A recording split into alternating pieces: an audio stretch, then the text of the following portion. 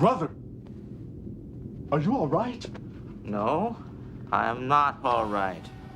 I just shared a bottle of Kanar with Damar. That rhymes. You're drunk. Of course I'm drunk.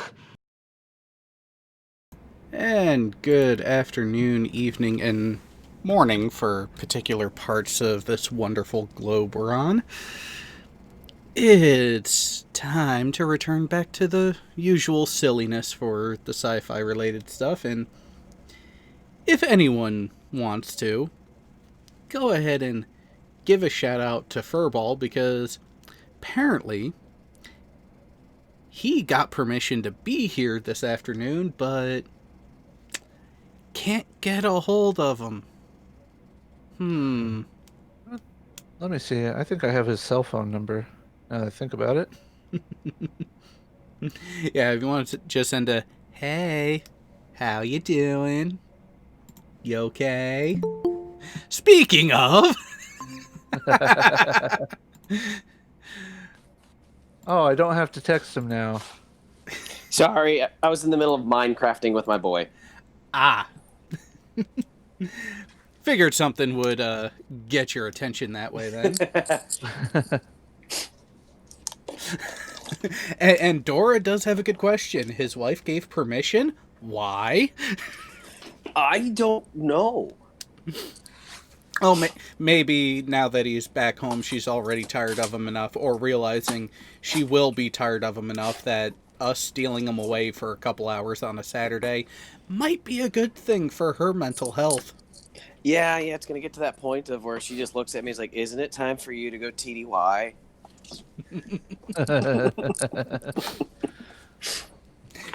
You know, some people don't realize it, but yeah, you actually have the military spouses who will get annoyed when the service member is home and straight up ask, isn't it time for you to deploy again? Wouldn't be surprised if that's how most of the surface fleet goes, is the wives get tired and so they beg the ombudsmen to work with the squadron to be able to get you deployed.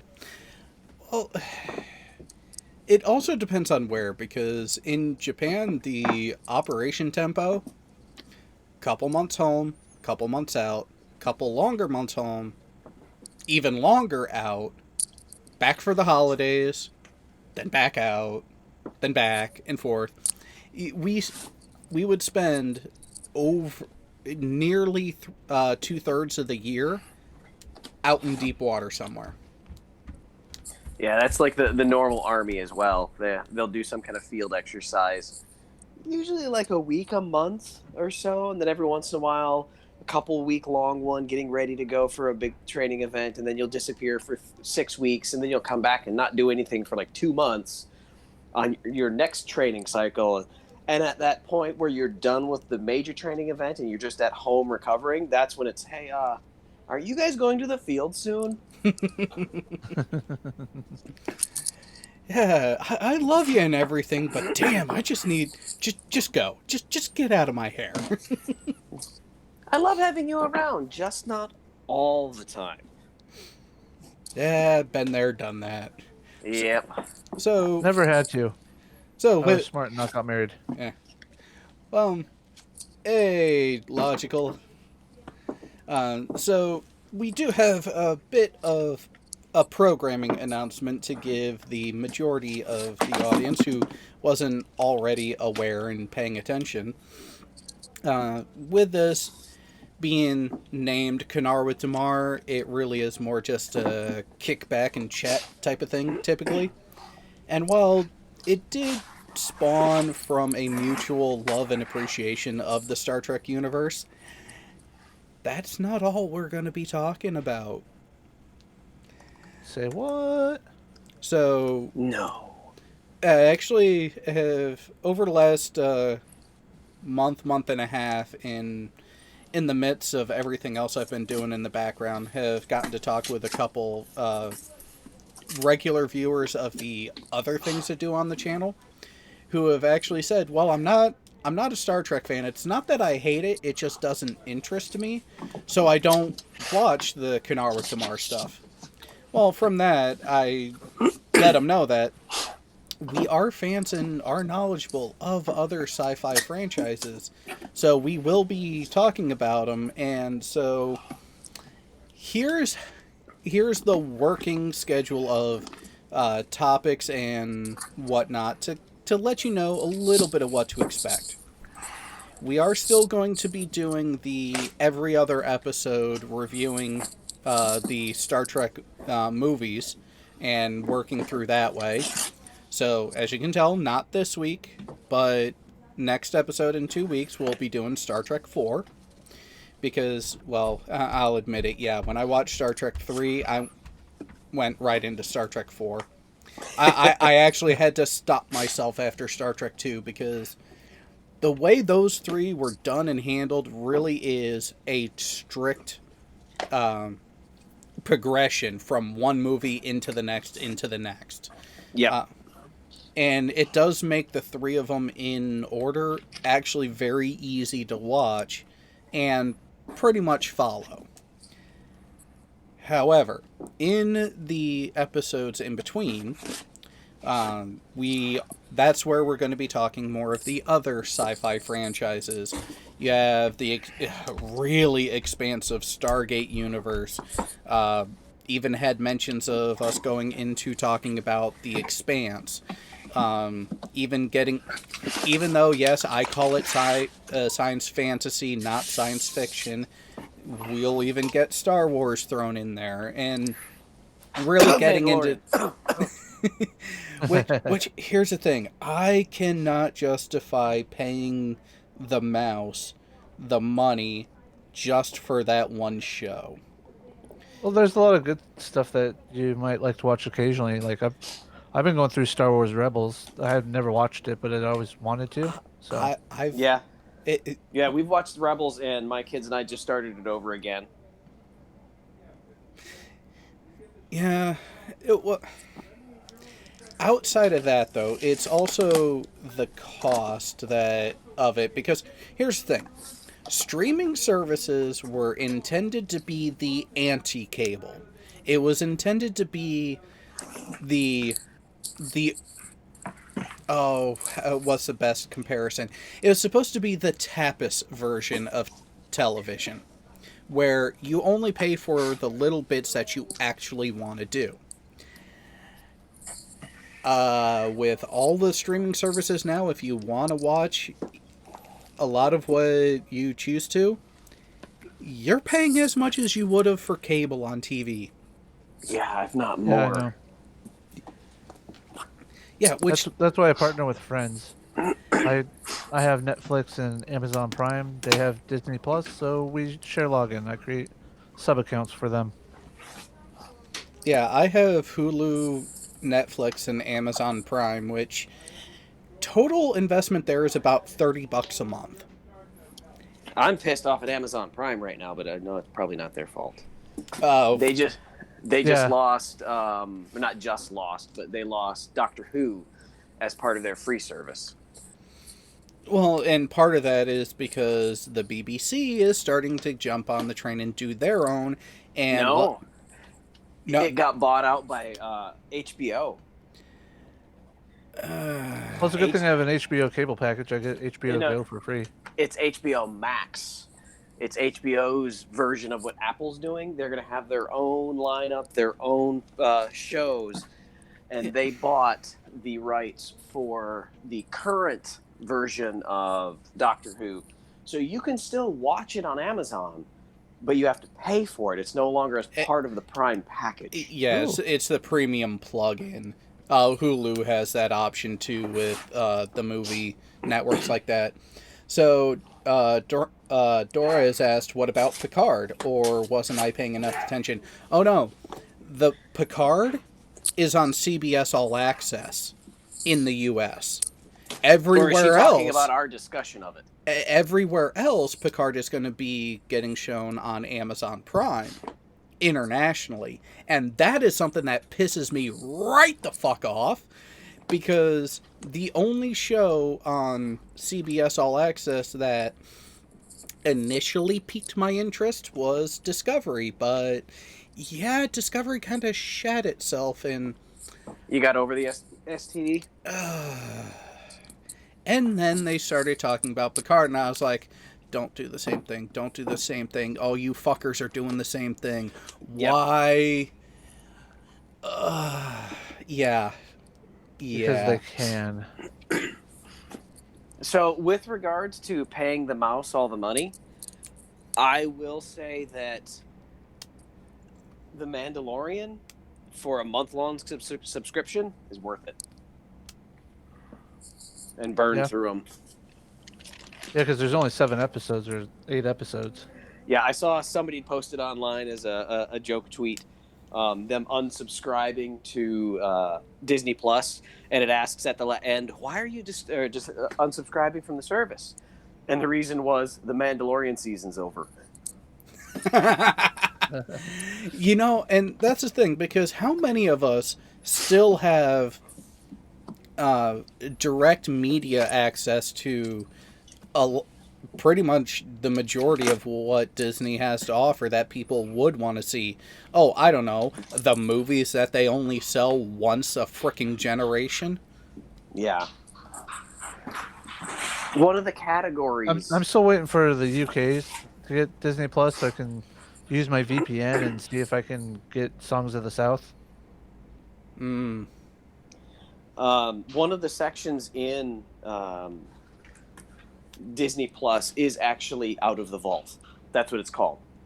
The vault doesn't matter anymore. Yeah. There's no such thing. Yeah, back when it was when Disney did the limited runs of the VHS, and then they did the limited runs of the DVDs. And then you had what Netflix started as, which was the by mail monthly subscription, get what movies you want. And the Disney movies were initially a part of it. So as long as they had the disc available, you could get it that way back when it started. So Disney has their own issues as well. I just read that I think it ends at the end of the month. There's a handful, like 12 major movies of Disney's that they're about to lose from their own subscription service due to priorly signed exclusive rights deals. Well, they didn't have Last Jedi on until about a week ago because of deals like that. Yeah, so they just lost the first 2 Home Alones.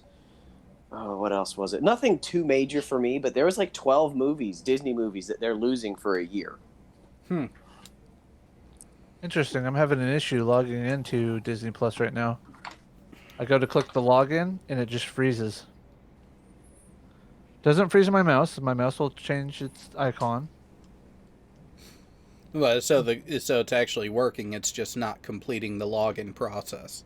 It's like I click login so I can pull up my user information to log in.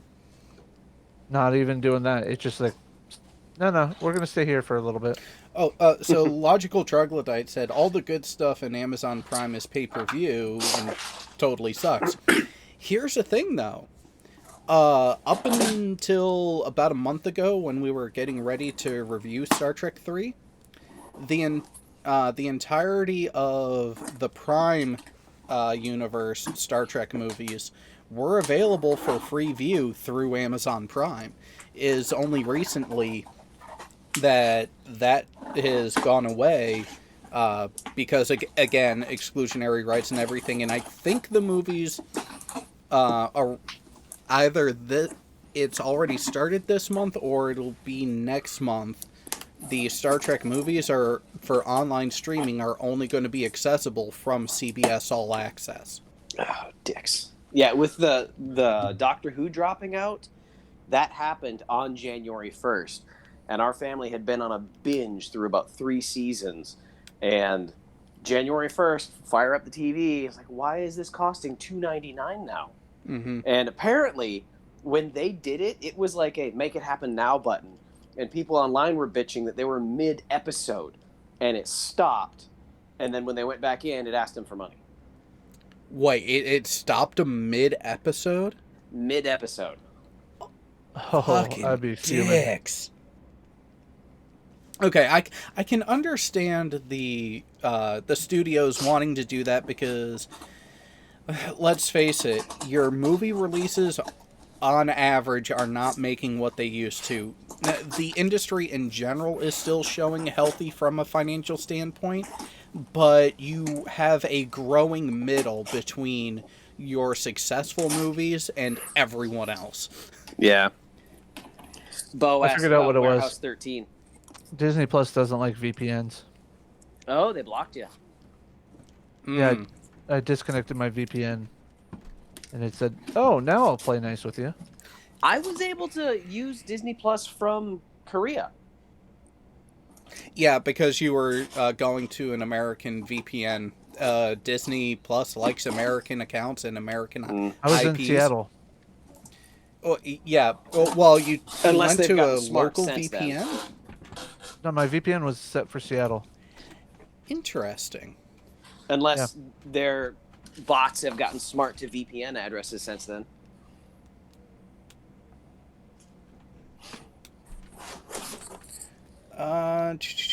Willie Fister, if you joined through the link that is given here, you need to actually acknowledge the rules of the Discord server to get the public role. There's a button you forgot to click. I forget that button all the time. Yeah, so you should see a rules and updates area. So if you click on the green check mark acknowledging the rules of the Discord server, you will get the public role, and then you'll get to see all the fun public stuff that everyone has access to. Because there are areas of the Discord server that only certain people have access to for good reason. Bo asked about Warehouse 13. Do you guys ever watch that? I not used watched to, but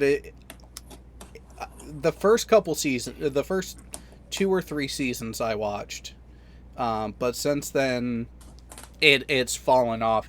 And that's the thing. For a while there was almost too much good content in that sci-fi realm of things, especially the Sci-Fi Channel, when they actually did sci-fi instead of spoof monster, not even C-class movies. The shows that they decided to support and show were great. It's why we have the Stargate universe. It's why Farscape was a thing. I mean, too much of a good thing. Well, yeah. And that's the thing, is I think what they did is they tried to alter their programming to try to bring in a younger demographic, and screwed the pooch quite a bit. Yeah, for a while, a couple of years ago, Warehouse 13 and Eureka, we were way behind the power curve on both of those, so we just binged our way through them all.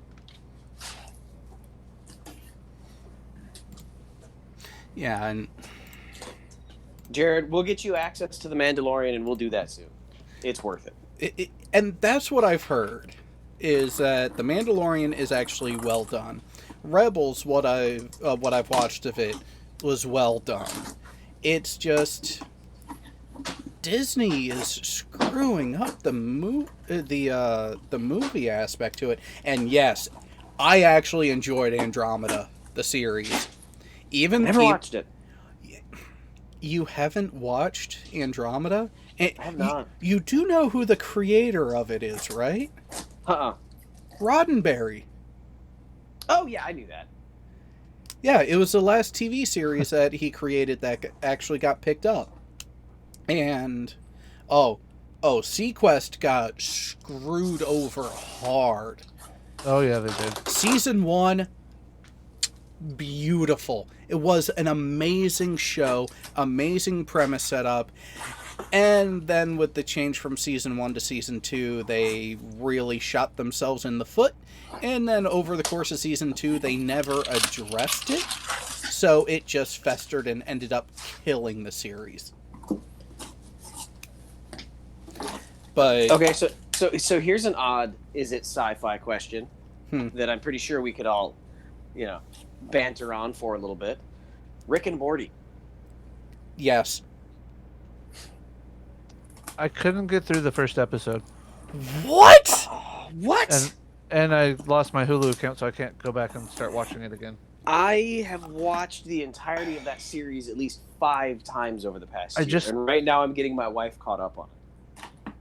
I just, for whatever reason, could not sit down and focus on it enough to keep watching it. There are some hit or miss episodes, and it is a little bit weird, but you kind of have to embrace how fucking weird it is, because that's just what makes it great.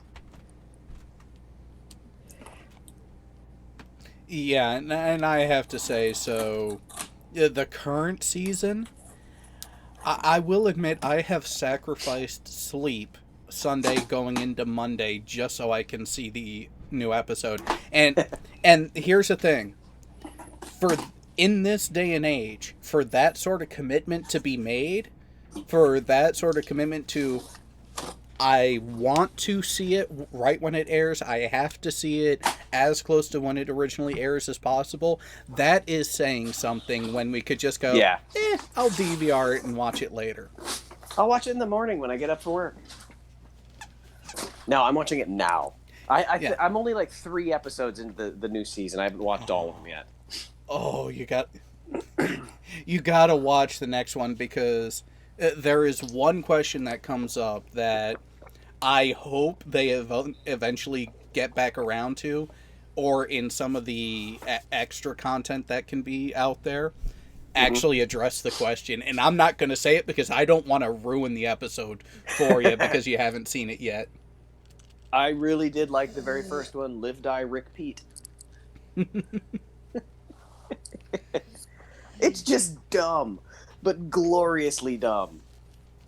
Oh, well, and that's part of the charm of Rick and Morty is you have aspects to it that are just so dumb, but brilliantly done. And then you have other premises that really make you think. Mm-hmm. So, think about the episode with the toilet. And how Rick is a shy pooper. Yep. And just the twist that comes from that episode. I'm trying not to say too much of it because, Jay, I really think you should go back to watch it. And as a matter of fact, when we go off air, I'm going to go ahead and make you a profile on my Hulu account. Let's see if I can... Let's see, how many episodes are in season 1? It's like 12. They're sure, maybe if it's that, like 10. Their average is like 10 episode seasons, so they're short. You can burn through it quick. Yeah, and by going through Hulu, because I don't do the commercials, you're at about a 20-ish minute runtime for each episode. Bastards! I was hoping Comcast would have them on demand, but they don't. They want me to buy it. I'm like, nope. Oh, and Dora just hit on another facet of Rick and Morty that is subtly the best, in my opinion, the best aspect to it. And that is all the homages to other sci-fi material that's out there. Yeah, it's like the basis of every episode is a different sci-fi series. Like the underlying themes of almost every episode. Or a different movie or TV show genre type. God damn it, Bo. Yes. Fringe. Fringe was another one that, honestly, I'm surprised Fox didn't try to kill that series sooner than they did. I hate to say it, but once again, I have not watched Fringe, but I'm pretty sure that my wife has. Fringe is unique, and I think the best addition of Nimoy to a series that has happened since Star Trek. Yeah, yes, Leonard Nimoy is a character in the series. Interesting. And we cannot have this conversation without mentioning the Orville. Oh, of course, and that's where someone had mentioned that Orville had moved to Hulu, which, thank frickin' God. Yeah. That the Orville is, I think, closer to reality than Star Trek was, because that's the kind of stupid shit that would really happen once we are able to do space travel. At least with the way we have been currently, yes. And and also the fact that it really is the spiritual successor to Star Trek more than It Discovery is. was, Yeah. and has been. And that's where, and I think that was the thing, because a lot of people here's a thing. Had control of a Star Trek TV series been given to McFarlane, I don't think he would have gone as campy as he has with the Orville, but comedy is kind of his thing for the most part. But are you current on the Orville, the most recent Yes. season? Yes. Okay. I think that he established his audience with season 1 with Star Trek with a lot of fart jokes.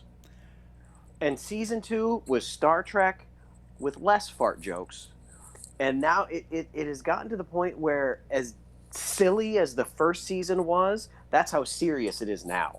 Yeah. And their plot lines are awesome. Well, and that's where I go to him running a Star Trek show would have been perfect, because Yes. he understands it. He understands the fan base. He understands how to grow a fan base. Because let's face it, Fox as a network tried to kill Family Guy on 3 separate occasions,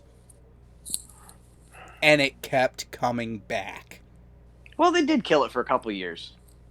Yeah, only because there was a non-compete where the IP couldn't move to a different platform. Yeah. Well, no, at that point there were no other platforms. This was in like the early 2000s when it died, and there were no online platforms. I'm not talking online platforms. I'm talking look who picked up Family Guy once they finally could. Cartoon Network and comedy. Yeah. So that's where you have that, to where other Family Guy and as a show really solidified its own fruition because of the way it was done, and the way it's essentially an updated with juvenile humor version of The Simpsons. Yeah. And then I mean, just recently, within the past season or two, there was that crossover between the two. And That's about 2 seasons ago, I think. Now. yeah, not last season, the season before. You had that crossover between them that was actually surprisingly and phenomenally well done. Yeah.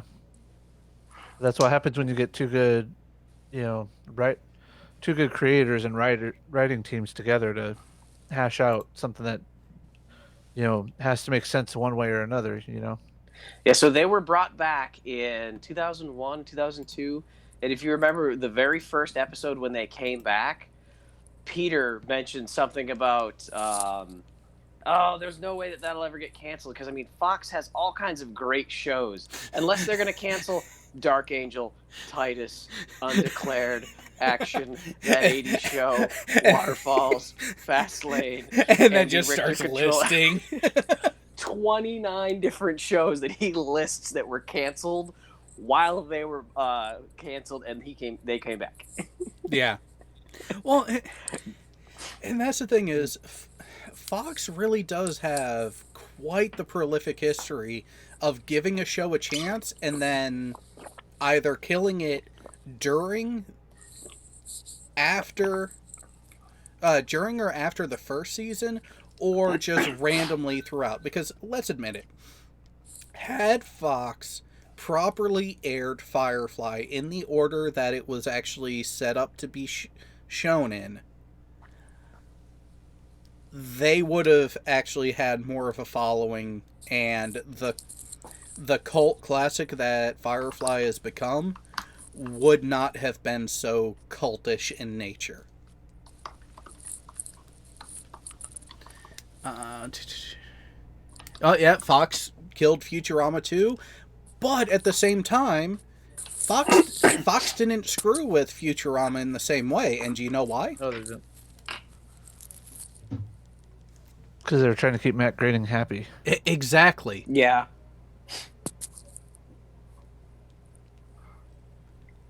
Yeah, Futurama is an amazing show. That's another one that I can just go back and hit any episode and watch. Well, yeah, and when it comes to a larger, what did Animorphics?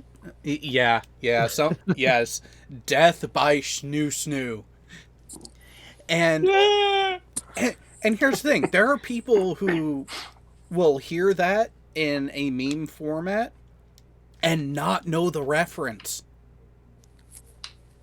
There's actually a channel that has been coming through my recommended feed lately, MXR Plays, where it's a young couple that just go through and randomly look at, react, and comment on just random BS, typically from Reddit. And the woman on there didn't know what Snoo Snoo was a reference from. She has not watched Futurama. And the fact that there are people out there like that blow my mind. And Futurama's another one of those shows that is dumb. So dumb. But has really good, heartwarming undertones. Yeah. Well, and that's the thing is, good writing at its core will have that in there. Now, every series it's going to have its bad episodes. And I immediately think to a particular first season episode from TNG. Arguably the cringiest episode of Trek ever. There's a list of those, I would say. Oh yeah, but you have to admit, that one takes the cake. Yeah.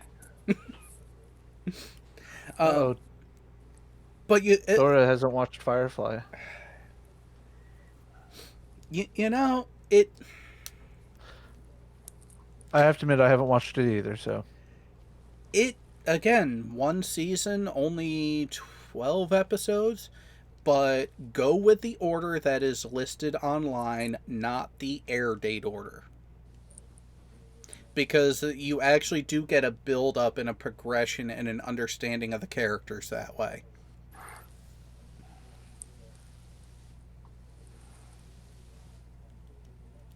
Oh.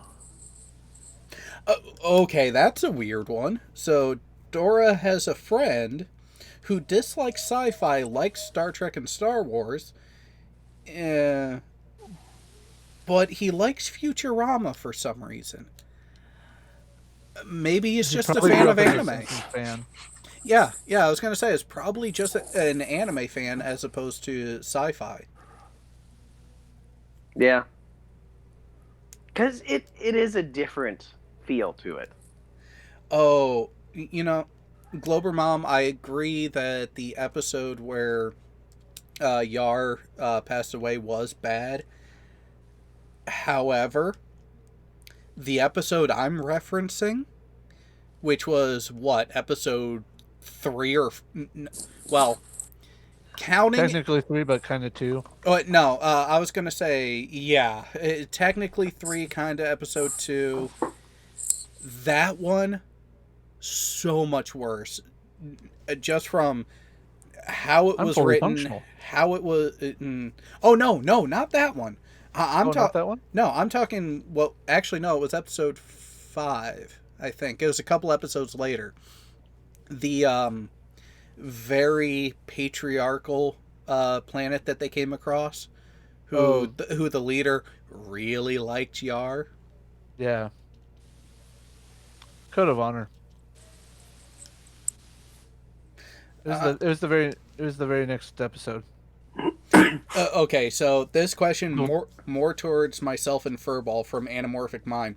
Curious what you think of the Serenity movie after Firefly.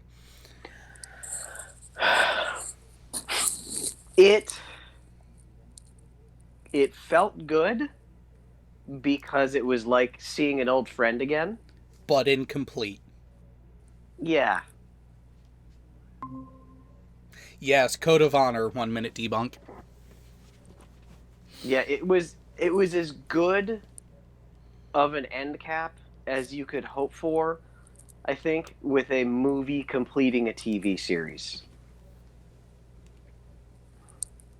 Yeah, and that's where the movie Serenity stands alone. It is an enjoyable movie even if you've never watched the series. I've actually heard Mhm. that from people that I enjoyed the movie. I was like, "Oh, well, have you watched the series before it?" Wait, there is a series? And then a lot of those people have gone back, watched the series, then watched the movie again, and appreciated it even more. Because there's Yeah. a lot of references that in the movie you're not going to understand unless you've watched the series. So watch the series, then watch the movie. Got it. Ideally, yes. However, there is the reason why I say it's incomplete, the movie is incomplete, is going to be apparent. Because they essentially wrap up every character's storyline in some sort of acceptable way, save for one. There were comics after that as well. Not an extended series of comics, but there were several comics that added more history to several of the key players that we didn't have history for. Yeah, and that's why I say it's incomplete, because we get River and Simon's history. Mm-hmm. During the series, we get enough of Kaylee's history to really understand her as a character, mainly from the episode Out of Gas. Throughout it, we get enough of Mal's history and what has made him what he is. As you don't really get much of Wash's background or the Preacher. Yeah, there's one specific comic about the Preacher, specifically regarding his history, because there were such big questions about it. Oh my god, yeah. And that's the thing is, Joss Whedon had even said that season 2 was going to end up answering a lot of those questions about the Preacher. But because Fox killed the fucking series, he couldn't fit it into the movie. And have you read the comic about Preacher? No. Yeah, it's interesting because it's like a reverse timeline explanation of major events as he's like remembering different things. But it so almost like a memoir. Kind of, yeah. Yeah.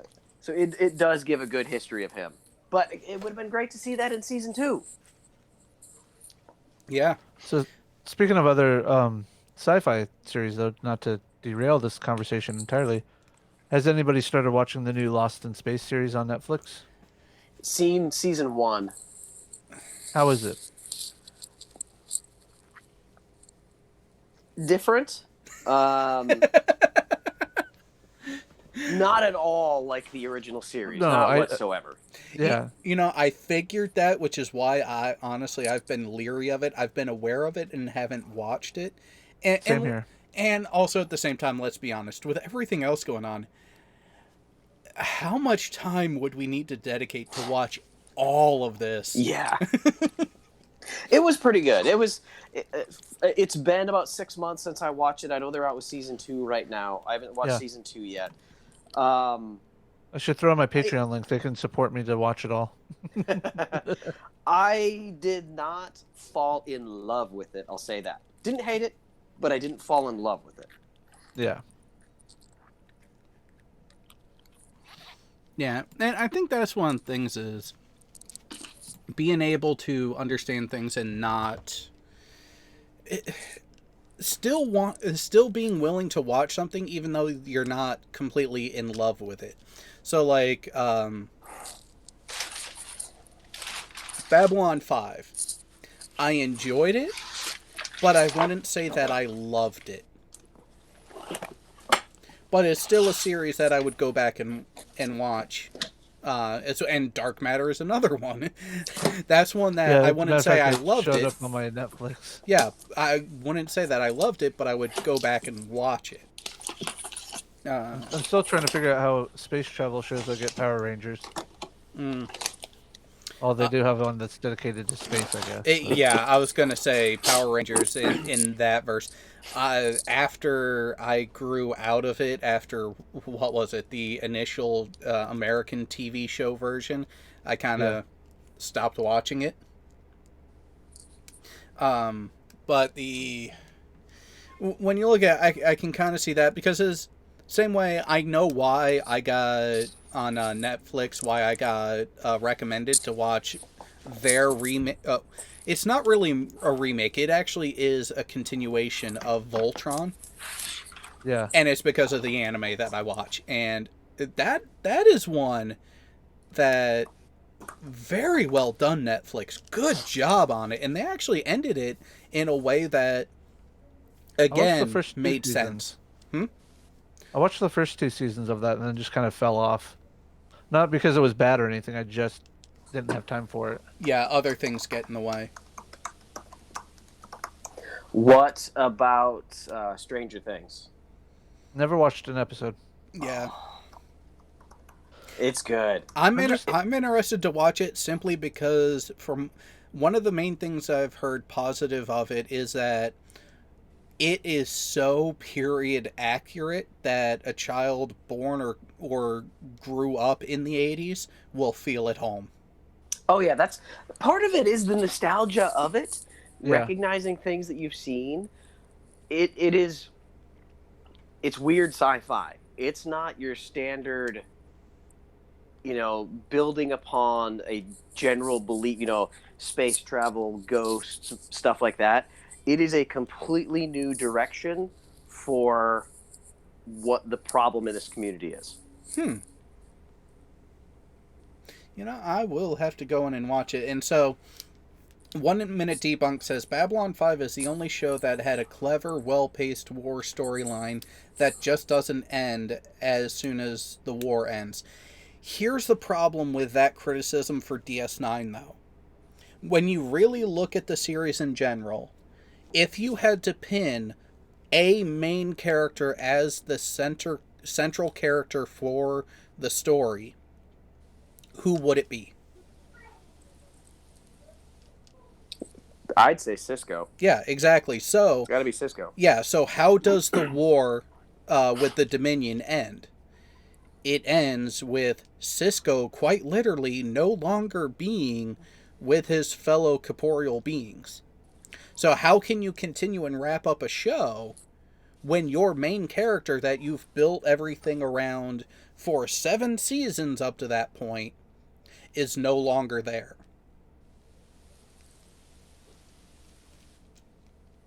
And that's where, could they have done it in a better way and break up the end of the series into a couple of episodes versus the 1 episode that they did? Yeah. But you have to admit, by following the story of Cisco, the way they ended it and closed off the series is the best ending to a Star Trek TV series that we have gotten to date. Well, you also got to consider, though, that we never got an ending to the original series. Yeah. We got a cancellation. Yeah, and that's where I will give the TOS a pass, because again, it was, if Enterprise got cut off at the knees, TOS got lopped off at the neck. Oh yeah. Yeah. And then Voyager, that was probably one of the worst endings of a TV series I've ever seen. It just ended. Yeah. Well, and that's the thing is, you can't say that one abrupt ending is any worse than another. Because if they just stop, Well, wait, no. There is one abrupt ending to a TV series that was worse. What's that? Oh, it really just all of.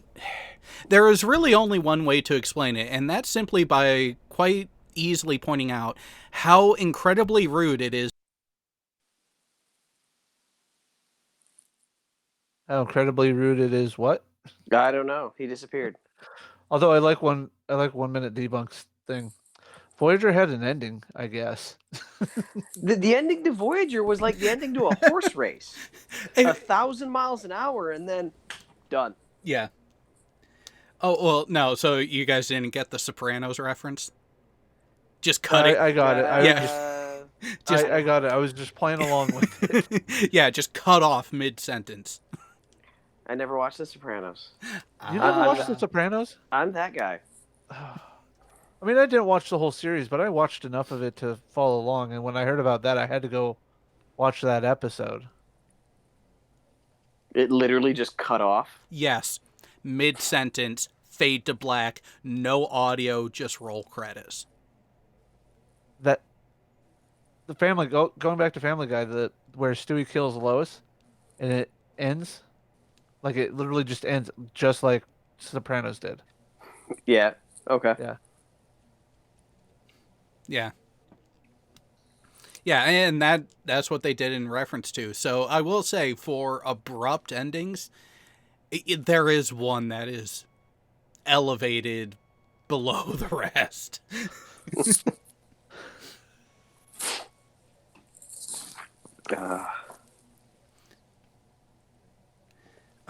Did I ever watch the remake of Land of the Lost? Couple episodes, never really got into it, to be honest. That was an interesting series as a kid. Yeah, well, and that's what I remember. I remember watching a few episodes and just going, this is just weird. Yeah. Like, I enjoy weird, but that was almost too weird. Driving through the jungle in your Jeep, and suddenly you're 50 million years ago.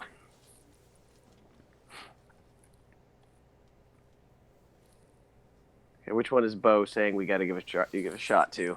Apparently there's a... 3%? Yeah. All right, let me pull up the link here.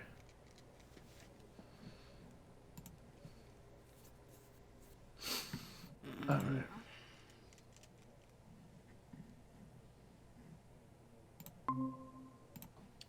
A thriller set in a world sharply divided between progress and devastation, where people are given a chance to make it to the better side. Only 3% of the candidates succeed.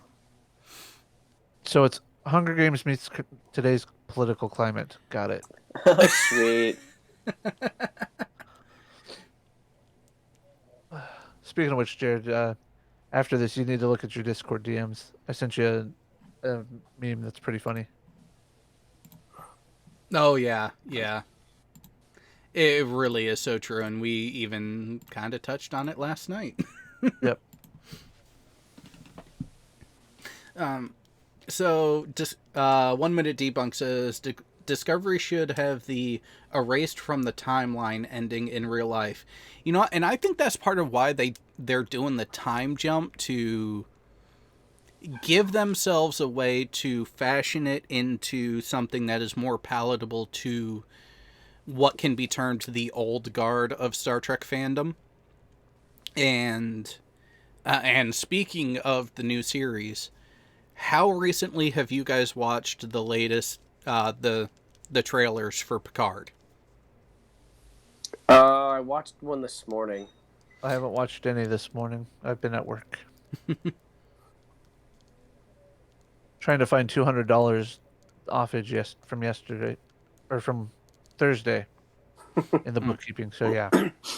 Well, there is, in addition to the trailer over the last couple days, I've watched some interesting videos from a couple other content creators, including Ketwalski and Trek Central, and their views of it. And there's an interesting theory that they both ascribe to, that I think would be interesting if it's actually what is played out in Picard. And this is where I still have hope for it as a series. I just hope it's done right. What's their theory? So, one of the things that people have been trying to figure out is what is this great failure that Picard has alluded to as still being with him in that gap between Nemesis and where we pick up with his life in true retirement after being an ambassador and whatnot. And at first, people were alluding to the Hobus event, which ended up spawning the timeline that is the Kelvin timeline. Now there's a different possibility of the specific event that is related to it, but not directly because of that event itself. So, in the latest trailer, there's a view of what appears to be it's probably a dream sequence, because it appears like Picard is sitting in 10 forward. But the Enterprise D was destroyed, so how could it be 10 forward? Mm-hmm. And from what we've seen of the Enterprise E, there's not a similar lounge set up with the same window pattern that you see in 10 forward. But in the dream sequence, it's that lower slant window view that is seen to a planet that looks the same color as Mars. And you see all these explosions going off on it. And there's been references to the children of Mars, and the girl who is supposed to be the central thread to the storyline that Picard is going after doesn't have a place to run back to. So the working theorem is that the Tal Shiar did not want to let it pretty much wanted the Hobus event to take place, or a faction of the Tal Shiar wanted it to happen. And the Federation was preparing a rescue fleet at Utopia Planitia, which is on and in orbit of Mars, to have enough ships to be the lifeboat of the Romulan people. The thought is that in addition to destroying the shipyards, the Tal Shiar, due to bombardment, end up destroying the planet as well. Ooh. So this is where it'll be interesting to see how it actually plays out. And this is why part of me is leaning towards sucking it up and watching and paying the price for CBS All Access and doing it. I can't bring myself to do that for another one. That's my hesitation, because Discovery was not what it was cracked up to be.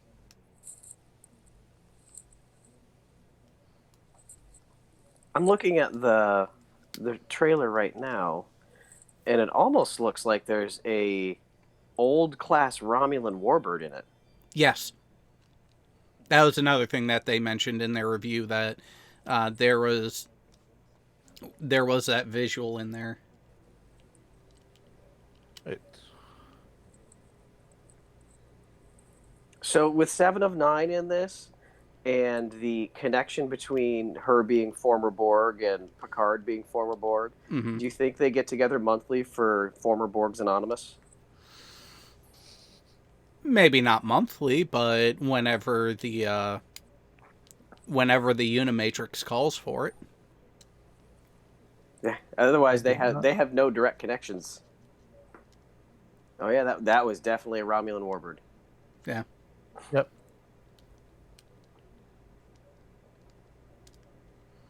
$19 days. Is that Mars? It definitely looks like the 10 forward set. Yeah. Oh, well, and that's the whole point is, so it's obviously a dream sequence, because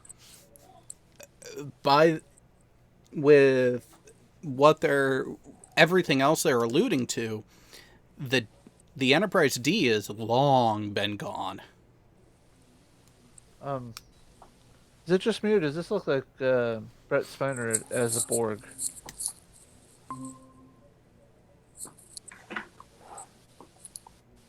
Well, he kind of already is. No. No, the nose was off. It flashes through that all. Yeah, and that's another thing with the yeah. So so let's get that a little more visible. Yeah, this bit right here. That's where the whole thing of, is this a segment of the Romulans wanting to prevent the Federation intervention in saving the Romulan public, which would essentially take the power that the clandestine forces have had in the Romulan Empire for so long completely away from them. And S2000 GT, that would be a great combination to see in a movie. Transformers and Pacific Rim.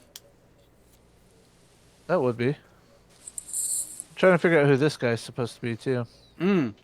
Mike71 does bring up a good question, and this is one of those philosophical questions. What we see as Data in the Picard trailers, do you really see that as Data, or do you see it as B4?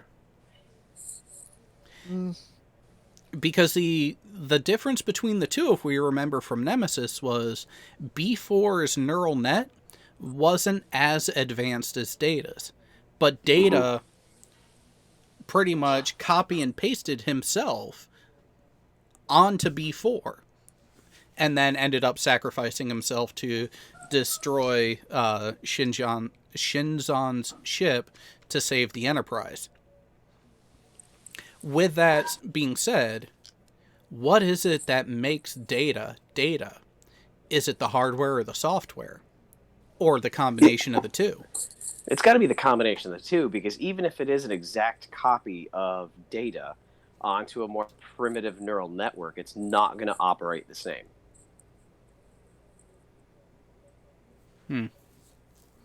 Yeah, but is it not canon anymore that he, in B4's body, Data was able to take over and regain his commission and later go on to be a captain of the Enterprise? So that is still there, because nothing has come out to refute it, and even then, that whole thing is more of the filler beta canon prior to the Kelvin timeline. 1 minute debug. Well, he is fully functional.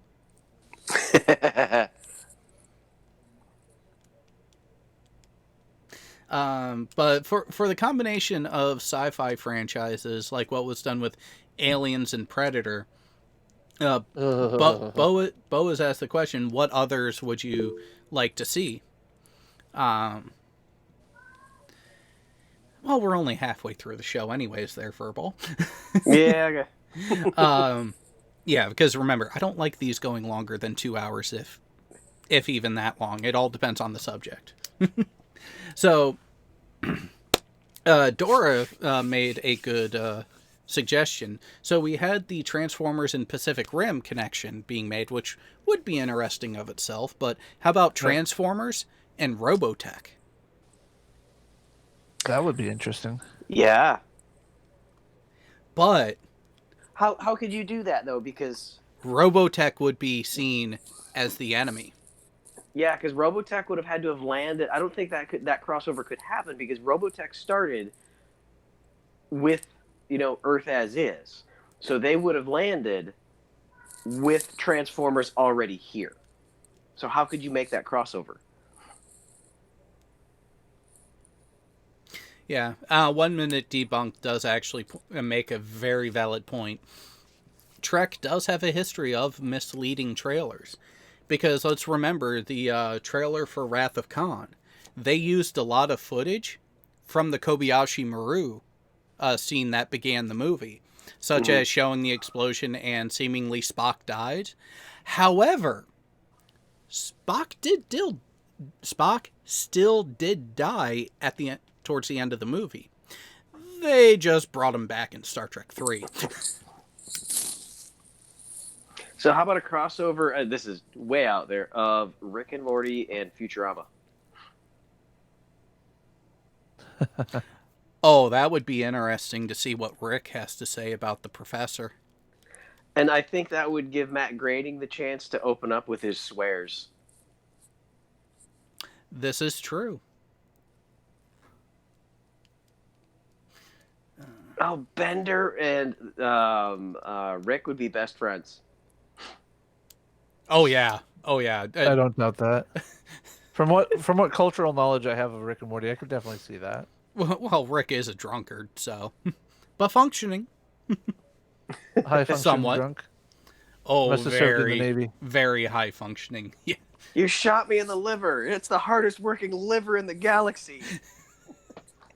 So, Yeah, Jay, you're gonna have to watch more Rick and Morty, and just remember, it's not a direct linkage from episode to episode. right. Oh god, what was this? Exo Squad?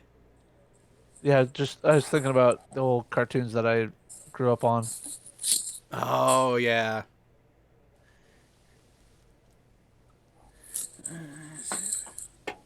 To be in their exosuits on Venus. You know, Bo Hobo brings up something that would be an interesting plot line to potentially explore through Picard or a different series. He asks, is Lore's mind still stored somewhere? Wouldn't be surprised if he managed to save a backup of himself somewhere, maybe in a modified Borg node. Oh, that is possible. Yeah. And that would be interesting to see what Lore has been plotting for all this time in said pseudo-isolation. So does that make Lore Palpatine, or does that make Palpatine Lore, or other things? Sorry, I just ruined things for people. Sorry, didn't mean to.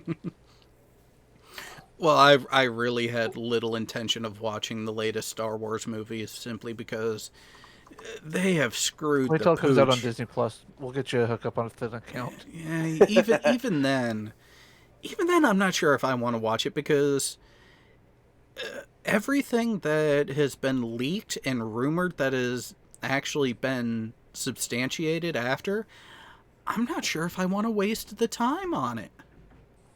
I was Well, pleasantly surprised. Like I said, it wasn't bad. It was J.J. Abrams trying to Fix and it. Yeah, trying to fix what Ryan did. The first 10 minutes were way too fast, but those 10 minutes were fixing the last movie. It starts running. Yeah. I mean, Yeah. there is no slow pace at the beginning. Well, that is something with Star Wars that you do tend to jump into action right away on This most is of them. more than episode 3 jumped right into action. But this still, it seemed a little more intense than any other opening. Yeah. Yeah, it's not a great Star Wars movie, but compared to Last Jedi, it is. Well, let's just leave it at compared to Last Jedi. Okay, Bo is really pushing that topic now.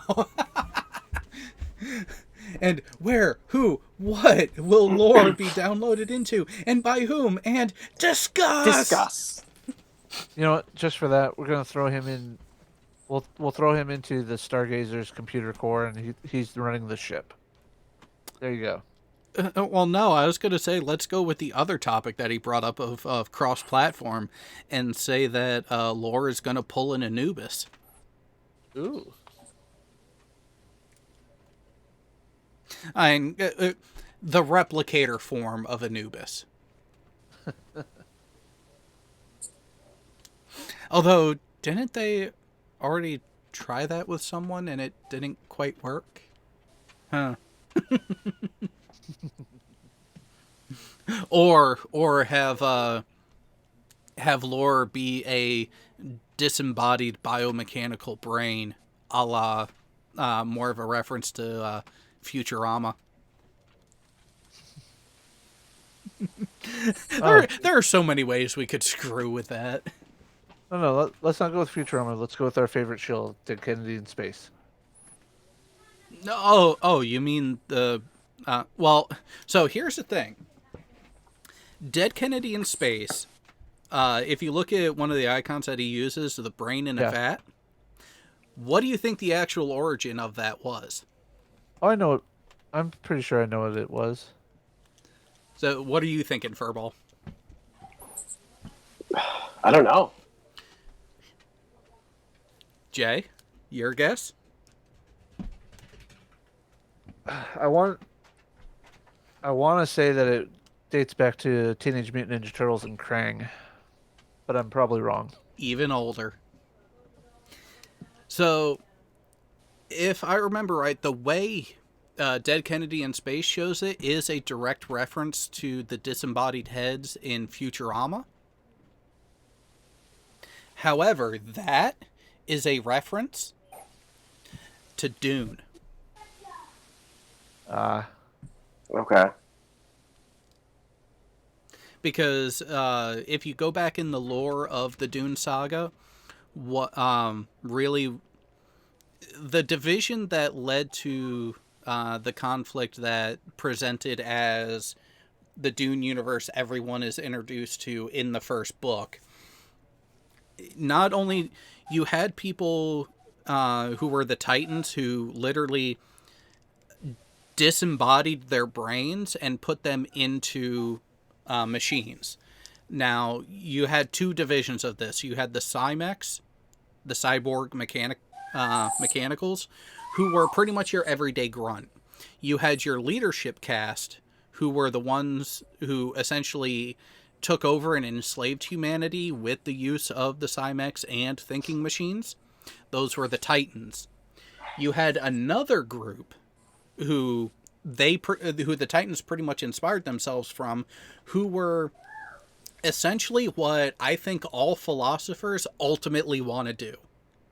Prolong their life to near infinity by removing their brain from their biological body to sit in a vat where all they do is think and analyze everything.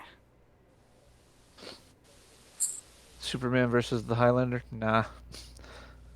Now, Anamorphic Mind has one for you there, Jared. Red Dwarf. Yeah, I think you forgot the part where I said that I want to keep these shows to below 2 hours. We could do about 3 or 4 episodes just on Red Dwarf alone. Yes, and Red Dwarf is one of those that is open for one of the next installments of this, where we are talking other series. So, with that... Why can't Gio be here today? I have a question to ask him. No, we're not doing the Shives video without him. I know. Oh, okay. This just came in today. Now, is that coming from Bezos himself, or was someone suggested and he's like, get a foothold in the Rhineland? Why not? The fact is that we know that customers shop offline and that they like variety. The German newspaper quoted Ralph Kelber, I hope I'm pronouncing that right, as saying in an interview, and he declined to give concrete details. It sounds like he's the Amazon exec in Germany, the Ralph Kleiber. But it's basically, Amazon already has stores here in the U.S. and Britain, besides Whole Foods and checkout free Amazon Go food stores. So, well, do we really want to call Whole Foods a brick and mortar Amazon? Because Whole Foods was their own entity and made their own footprint and made their own brand before Amazon bought them out. Well, yeah, no, I don't consider Whole Foods an Amazon store. I consider Whole Foods to be their own thing.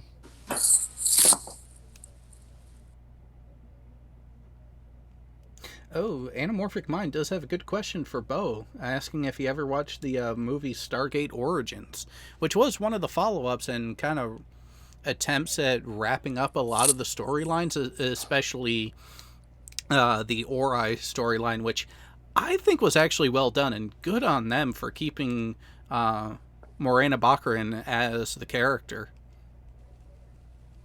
I haven't watched Stargate in so long, but I know that I've seen the entire series. Yeah. Well, and that's the thing to remember. When Firefly ended, sci-fi for a character that was supposed to be essentially the embodiment of the Ori in addition to the Priory, like a step above the Priory, they chose Monica Baccarin as the actress to play that role. Good choice. Damn good choice. Playback speed. Sorry, I got distracted by hockey. Sorry, guys, I've got to dip out. Yep. I've got to go help my wife. She's making candy. And, Okay. needs help pouring molten hot sugar onto a pan. All right, makes sense then. Go have fun. All right, guys. Watch out talk for the to you sugar burns; they'll kill you. Later, guys. Later. Yeah, I just heard news about Corey Perry elbowing another player in the head. Sorry. And well, that's the thing. When Corey Perry was on top of his game skill-wise, he didn't have to pull those shenanigans. And that's definitely a thing that I've noticed is when the skill starts to diminish, the goon starts to show. Yep. And that was clearly a blatant elbow to the head. And, you know, Corey Perry was one of the more enjoyable players to watch in the NHL. Speaking of hockey, sorry, sidetrack here. Olympia's got its ice skating rink put in now.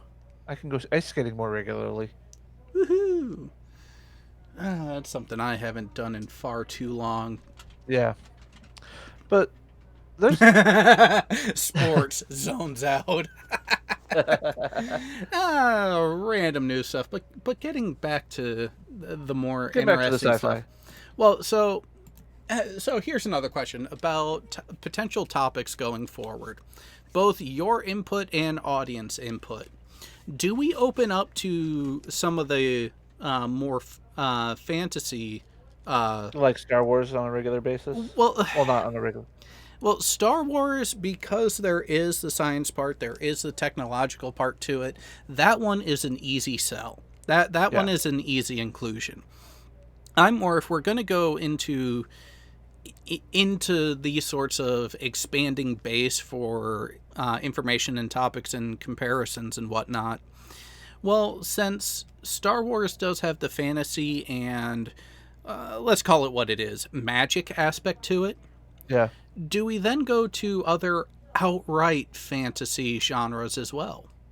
And like Lord of the Rings and all that? Lord of the Rings, Game of Thrones for a little bit if we really want to tick people off. Or commiserate with people. Or this. Well, yeah. Back when Saturday morning cartoons were in their heyday. Yep. I actually know how to play it on the theme on the electric guitar. I pulled down the tabs and just sat there for a couple days just practicing it. You know, that is one of the theme songs that is so unmistakable. Not only do you know what show it is, you know what era it is. Yeah. So, I don't have a problem with going into some of the more fantasy stuff because, again, it's kind of a dual genre. It's not just sci-fi; it's sci-fi fantasy kind of, you know. But where do we draw the line? That's going to be the question. Yeah, because it's one of those, if you go in the fantasy realm, it really does open up a lot of stuff where you can end up, honestly, one of the places you could end up at is Buffy. Yeah, and Charmed. yeah, I'd Alyssa rather not Milano go. still look good, but I mean, some of the shows were entertaining and were enjoyable to watch at times, but I still more like the way that, especially with Trek, uh, with Trek and Babylon 5 and other stuff actually going to. Hang on a second.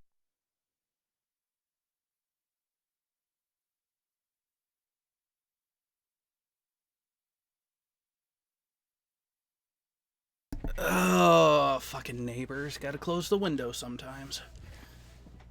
But yeah, going into. Me personally, I would like to stick to more series that actually do have an appropriate storyline with moral compass aspect to it. And that's where you get a little bit of it in Star Wars, but not so much from the movies.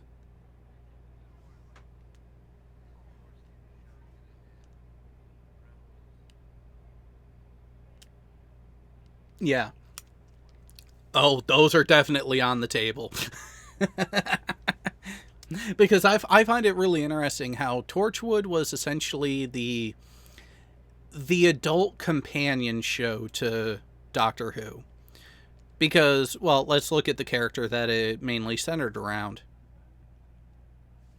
A guy who literally could not keep his pants on to the extent of wearing both suspenders and a belt. Anamorphic Mind, I'm sure this would cause more work, but what if you split this stream into two streams, one being science fiction and the other about fantasy, and they could overlap?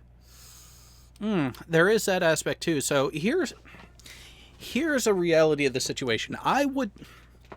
Ideally, I would not mind opening up and doing more of a regular offering in shows, and maybe even splitting off and having a third series running. Well, actually, technically, it would end up being 4 between VTW, this, the fantasy show, and then the game streams on top of it. But here's a reality of the situation. Well, Motovlog is a completely separate channel, and that's yeah, still work on my, yeah, exactly. And on top of all of that, with a lot of the feedback I've gotten in the last couple weeks, the employment situation will be changing, and I'm not sure how my schedule is going to end up shaking out in that aspect. So there are changes coming up over the course of the next 4 to 6 weeks that are going to have a direct impact on availability for what shows can and will be. How the hell did the desktop audio get muted? No idea. But yeah, don't know how things of that nature are going to get shaken out. And while I'd love to have the opportunity to do all of this properly and full time, it's just that sort of commitment cannot be justified given the situation off screen right now. Reality, of course. yeah. But if things do change and open up that avenue and opportunity, I'm on board with it. It just has to make sense, because I'm not going to be like a particular group of people who turn pretty much everything they do into an advertisement for ways to send them stuff and things and coinage. It does. Do some of these people all do almost daily live streams? On multiple platforms at that. Oh, I wonder. I wonder if those people also, towards the end of the month, are asking not just for rent money because this is how they choose to make their living, but also a habit of theirs as well. Oh, the references to a particular habit, those are constant. Those just aren't at the end of the month. That's at the That's at the beginning, middle, and end of every show. Oh, I have stopped watching quite a bit, so. Oh, that reminds me. I need to check. T-shirts. You know, the whole merchandise thing, I just might end up doing something. So one of the things that is also getting addressed in the background is an update to some of the channel art, and depending on what actually ends up coming from it, maybe not so much for this channel and here specifically, but for the Moto channel, there may be merchandise available for that one, because that's where a good portion of the channel art is actually going to be updated for them. So this kind of goes into the science fiction of the zombie apocalypse. But if you were dropped into The Walking Dead, which one would you take? Which three combinations or which three weapons would you take? zombie apocalypse. Yeah, the one you're trying to corrupt with with a certain channel that likes to stream on multiple platforms a day, has picked 1, 2, and 6. Dumbass. Now, okay. So, what is a surefire way in lore to take out a zombie? Cut off its head. Yeah, get rid of the brainstem. So, I will agree. Number one is a good option, provided that ammunition supplies are readily available. We'll look at the dual drum. No, I know. Provided you can, on a regular enough basis, resupply with the ammunition required for that platform, yeah, go with number one, because if you can get them from a distance, good on ya. Middle ground, I wouldn't go with the shotgun, because here's the thing: if you have one long weapon, why would you want a second one? Because what other purpose would you have to do? And also, that is a pump action. Yeah, simple, reliable, easy enough to maintain, but so's the AR. I will agree with a bladed weapon being another good alternate, but not number 6. Number 6, you're actually going to end up fatiguing far quicker. You want to go with number 7. Yeah. 2, 3, and 6. I would go 1, 3, and 6. Is 1, 3, and 7. Well, yeah, 1, 3, and 7 is my choice, because then you're adapted to multiple situations. However, this is where, if you're going full survival aspects, I would actually say, if you're adding in the survival part of it, not just defense, survival, 1, 7, and 11 or 12. Yeah. That's if you include survival, I would definitely carry one of 11 or 12, 7, and then yeah, probably 1. But I still want a pistol too. That's the problem. Well, yeah, and that's the thing. So if you're looking pure defense, 1, 3, 7. Now, if you're gonna add a separate toolkit for, Sinatra went 1, 2, and 6. Yeah. Yeah, that's what I said. Ah. The one you're trying to corrupt. Oh. Still not blocked. Yes, and by the way, Sinatra did have a live stream the other yesterday.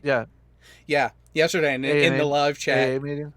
Yeah, I asked him if he had gotten to look through it yet. Oh no, he's planning on looking through those videos this weekend. I'm just waiting for Twitter to. I'm waiting to hear that he's got a Twitter ban because he's going to be cursing your name. Hey, he said he was intrigued by flat earthers, and I said, "Are you sure you want to go down there?" I know some rather glaring examples that we could show you. Are you sure you want to do this? And he said, "Bring it on." Oh God, really, Bo? You're not going to be carrying one of these. I highly doubt you're going to be carrying one of these in a zombie apocalypse, especially due to the limitation of ammo available. Yeah, and that's No. This is what oh, oh. 17-inch semi-active laser-guided precision weapon. Oh. it would be fun. Yeah. It sure as hell would be fun to let one of those go. Unfortunately, Now, where was this developed? Let me guess. Texas. oh, it's Raytheon, so probably. Oh, frickin' Raytheon. Yeah, leave it to the Americans. Which, by the way, Raytheon is actually one of the companies who I've recently did an interview with. It was the phone interview, the initial one. So, yeah, that could get rather interesting. Well, let me take a look at what they have available in my career field. Nothing. I could do this one. I just don't want to move to North Carolina. Mm. Yeah, well, they for your professional field, yeah. For me, there's a number of Raytheon sites up this way. It's just a question Yeah. of it really comes down to, do they go forward, do the in person, and make an offer, and is the offer competitive? Because that's the thing, is the offer needs to be competitive for me to agree with it. The technical, and by competitive, it's twofold. What I will actually be doing is a heavy factor. However, if the what I will be doing is equally intriguing between competing companies, the number needs to make sense. The number needs to be acceptable in addition to everything else. I would just use my air rifle and stuff the back of the pellets with match heads to make tracers. You know, that would actually work. And here's the thing. There is actually a 50 caliber air rifle out there that doesn't have to, you can actually get a suppressor for it because it doesn't fall under a lot of the restrictions that the ATF enforce. Actually, if you go to the channel Demolition Ranch, he actually has a few videos where he plays around with a 50 caliber air rifle. And if zombies were to respond to sound at the extent that they do in recent media portrayals, an air rifle of that caliber, or even close to that caliber, would be perfect because it is near silent. It is as close to a silent weapon at range that you can get. I was just looking back through the chat. S2000 GT. A line of treadmills defeats the zombies. Yeah, possibly. Because then they can't frickin' move. Why not the new 50 millimeter chain gun? Yeah, I'm not familiar with that one, but so with that, there's We branched off a bit from sci-fi. Yeah, just a little. Although we've gotten into the fantasy, and let's admit it, zombie apocalypse is part of it. And well, and think about it this way: how effective would a directed energy weapon be against a zombie horde?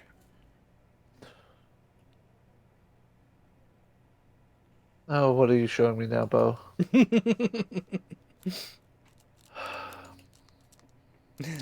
Not sure if we really want to know, kind of thing. No, no. This is Bo's personal toy. He'll probably get main gun to drive it. Oh, that would be. Here's the thing: that would definitely help you in a number of situations that have been shown in like The Walking Dead or Fear the Walking Yep. Dead. Yep. So I don't discount wanting something like that to help yourself out in that sort of situation. Especially seeing as how a lot of them do have their own environmental system to where you could probably set off some pretty disgusting stuff. Because here's a question for a zombie apocalypse: how effective would a neurotoxin be? Well, let's see. I started watching The Walking Dead when my wife was getting some friends involved in it. Mm-hmm. And I remember they were in Atlanta at the CDC. And the CDC was testing on the zombie brain. I don't know that it would necessarily be that effective. Well, because a neurotoxin doesn't just attack the brain; it attacks the entire nervous system. Yeah, So if you are able to take out the nervous system, how is a zombie going to be able to move around? true. But And then it becomes a question of delivery and how do you, because here's a big problem and drawback to it. The PPE, the CBR protection that the US military uses does not protect against a nerve agent or a blood agent. right. And that's actually a glaring weakness that is not unhidden. So if they managed to, if something like that were going on, I think they really would explore the nerve agent option to shut down the nervous system, but they would have a hard time trying to find a filtration method to save the uninfected populace. Yeah, the problem with the Walking Dead universe though is everybody's affected. Well, they're either a carrier or presenting, yeah. Yeah, because once the brain once the brain goes inactive due to death, then the zombie aspect of it goes into effect. So that's my understanding of the lore behind The Walking Dead. So Yeah, but it's also a question of whether or not they actually went with that in the show.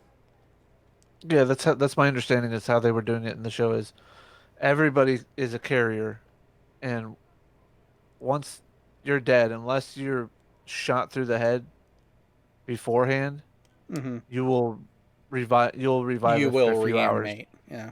Yeah, you'll reanimate. That's what I meant. You know what I meant. Yeah. Uh, uh, Besides, it's not a Kanar with Damar without me playing this once, by the way. Yeah, because the D was surprisingly large. well, since he can't be here in person to provide new sound clips for the soundboard. Yep. Still loving my Steve soundboard. I'm gonna have to go through some more of those streams to do that. God. And he set himself up so well for The Manya for one. that for not just the Manya one, but the way he was. I'm pretty sure he said it at the beginning of the show too, beginning and end of it. Hey, speaking of, Ilya Moon, does this sound familiar? I love Dick. Steve. That's the one. I just drop a laptop showing a Fleur videos on loop and they would all just stop to watch. that would be quite the method to try. Kind of makes you wonder how easily distracted could a horde of zombies be, And that is a technological bit. So there would be a bit of science to it. Yeah. Oh, the problem is that the zombies are more intelligent than the flurfs. So, yeah. Well, and think about all those all the memes about a zombie walking up wanting to eat brains. Earth is flat, and they just walk right on by. Oh, Bo. Speaking of a royally colored phallic object, you need to go back and watch some of VTW from last night, because Techatron found something about Yes. the You have latest to go back and see that, Bo. version of the one of the Land Rover vehicles, and how its towing package actually is implemented.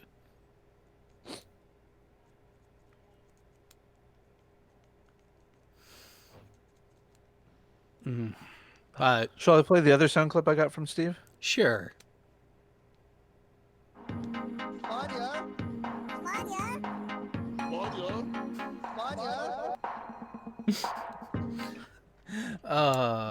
Perfect backing track to that too. That's the great thing. That is, I think that's what impresses me more, is the way, with how quickly you were able to get that married up to a backing track like that, and it works.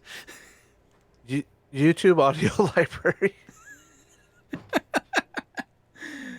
Oh, hey, I guess YouTube is good for something. So, in the meantime, don't know about you, but I'm getting frickin' starving. It is getting close to dinner time, so need to go get something going on that aspect. So, everyone I gotta out, go do dishes. yeah. Oh no! Wait a minute. Don't you have a dishwasher for that? No. Oh, The, the wife's too busy. The wife hates doing it, and to placate her and keep her happy, I do it myself. Ah. Happy wife, happy life. Remember that. Oh, Dora, both of those clips were taken from the New Year's Day stream that Steve McRae did on his channel that we were there for. So, Yeah, got the invite from Dick, and I was just like, oh, we're gonna go live? Oh, it was okay. Well, and here's the thing. It started out as an off-air thing of just a bunch of us getting together, just kicking back, shooting the shit. Steve and Dick are in there and like, hey, why don't we go live? And it was like, okay, sure, why the hell not? Because Steve was planning on doing a live, but was enjoying being in there with everyone. Yeah. Dick Holman from the Shills was in there, and he was planning on going live after Steve McRae. And so the two of them were like, shit, let's just go from here. You mean Dick Dawson? Yeah, Dick, yeah. That.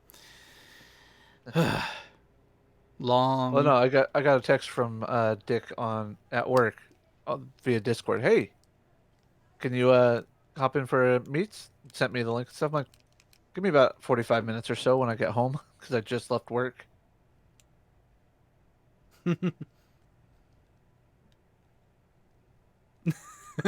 Yes, he did. Oh yeah, he was a hurtin' puppy afterwards.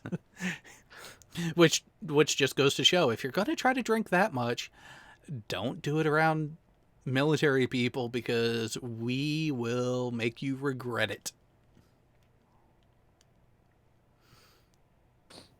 Oh yeah.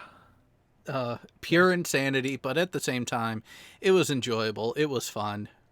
Many laughs were shared. Good times. Good times.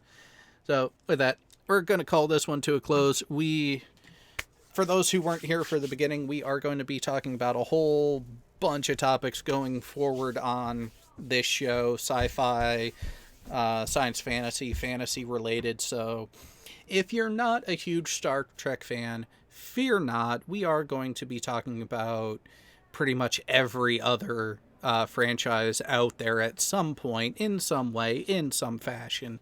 So, we're getting the year kicked off, right?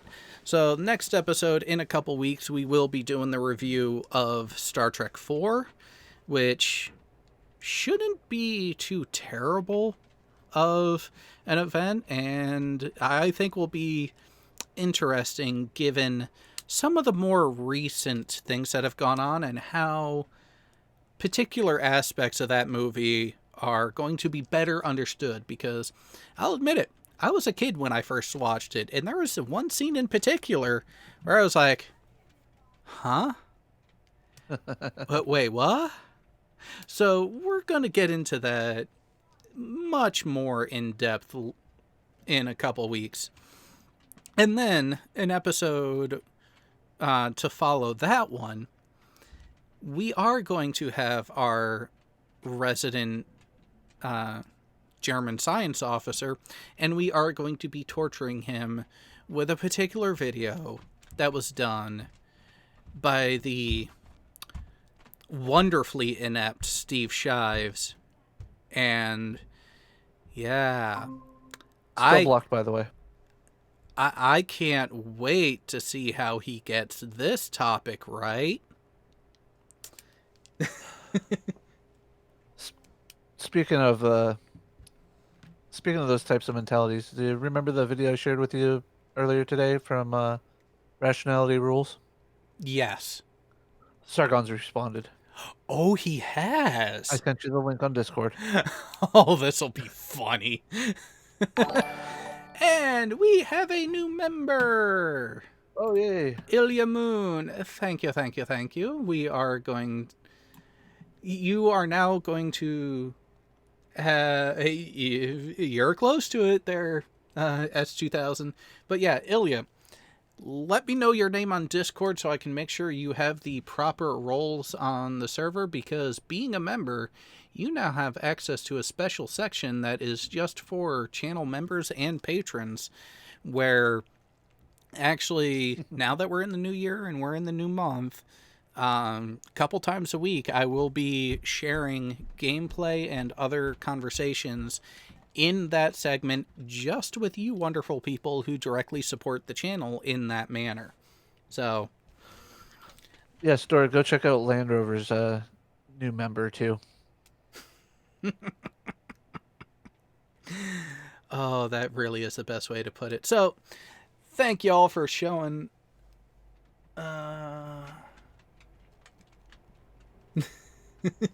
Yep, the spelling was even correct as well. So with that, thank you all for showing up. We will catch you next time. Next live stream, as of right now, is slated for next Friday with VTW, but keep an eye out. I may end up doing a stream earlier in the week as well. I just am unsure of the date, as need to see what all else is going on. So with that, we will catch you all next time. Later.